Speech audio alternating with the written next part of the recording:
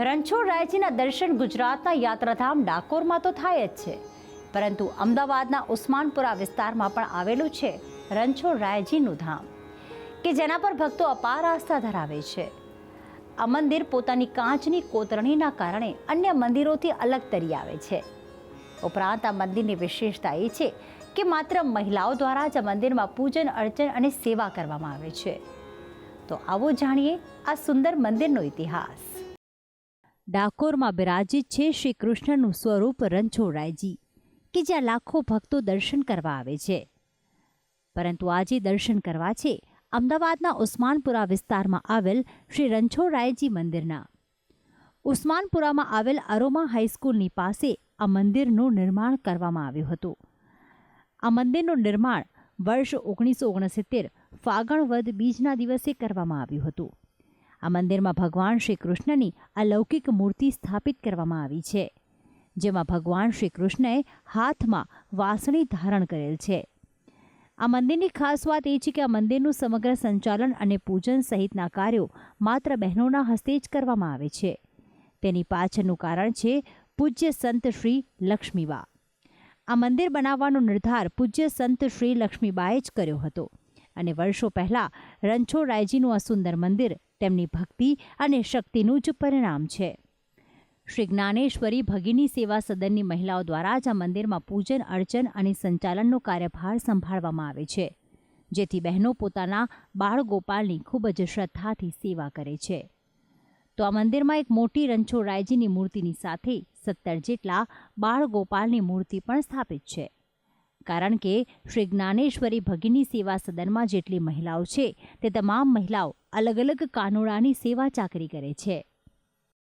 આ મંદિરને કાચના મંદિર તરીકે પણ ઓળખવામાં આવે છે, કારણ કે મંદિરમાં સુંદર કલાસભર દ્રશ્યો, બાળકૃષ્ણ લીલાના પ્રસંગો રંગબેરંગી કાચની મદદથી કોતરવામાં આવ્યા છે, જેથી આ મંદિર માત્ર આસ્થાની જ નહીં પરંતુ કલાસૂઝની પણ સાક્ષી પૂરે છે. તો સાથે જ રણછોડરાયજી માટે શ્રી જ્ઞાનેશ્વરી ભગિની સેવા સદનની મહિલાઓ દ્વારા બનાવેલા વાઘા તેમની સુંદરતામાં ઓર વધારો કરે છે. કાનુડાની સેવા થાય, હિંડોળામાં ભજન કીર્તન ખૂબ સરસ રીતે થાય અને બધા તહેવારો સારી રીતે ઉજવાય. ધીરે ધીરે શ્રાવણ મહિનો જાય, પછી દિવાળીના, અન્નકૂટના, એક તહેવાર જેમ ડાકોરમાં જે બધી રીતે થાય તહેવારો એ પ્રમાણે બધા તહેવારોને બધું થાય. કારતક સુદ આઠમ આવે, ગોપાષ્ટમી, ત્યારે ભગવાન અમે ગોપાળ બનાવીએ. મંદિરમાં રણછોડરાયજીના દર્શન કરીને લાખો લોકો ચકિત થઈ જાય છે. આ મંદિરમાં રણછોડરાયજીની સાથે અન્ય દેવી દેવતાઓના પણ દર્શન થાય છે, જેમાં ઝૂલેલાલ, શંકર પાર્વતી, સત્યનારાયણ, સૂર્યનારાયણ ભગવાન, ગણપતિ બાપા, ખોડિયાર માતા, મહાકાળી, સાંઈ બાબા, રાધા કૃષ્ણ, હનુમાન, સીતારામ અને શ્રીનાથજીના પણ દર્શન થાય છે, જેથી દરેક સમાજના લોકોને આ પવિત્ર ધામ પર આસ્થા છે. જેટલા પ્રસંગો થાય, જેટલા ભક્તિભાવ થાય, ભજનો થાય, એ વખતે બી ટાઈમ મળે તો આવીને હાજરી તો આપવાની જ. અને આ બાજુ જેટલા નવા પ્રસંગો થાય એમાં બધી બહેનો સાથ આપી, સહકાર આપી અને અહીંયા આગળ ભજન મંડળ એટલું સરસ ચલાવે છે કે કોઈ મહારાજની કે કોઈની જ પણ જરૂર પડતી નથી, એટલું મંડળ અહીંયા આગળ સારું ચાલે છે. નિયમિત હું અહીંયા રણછોડજીના દર્શને આવું છું, મને ખૂબ જ સારી અનુભૂતિ થાય છે અને ભગવાન અમારા બધા જ કામ સારી રીતે કામ કરે છે. મેં મારી દીકરી 10મા ધોરણમાં હતી તો મેં કહ્યું હતું કે ભાઈ મારી દીકરીના 90% ઉપર માર્ક્સ આવશે, તો મારી દીકરીના 92.92% એ વખત આવ્યા હતા. રાજ્યમાં એનો 10મો નંબર હતો. અત્યારે પણ મારી દીકરી સર્જન થઈ ગઈ છે. મને અહીંયા બહુ જ આસ્થા છે. નિયમિત દર્શને હું આવું છું. ખૂબ જ સારી અનુભૂતિ થાય છે.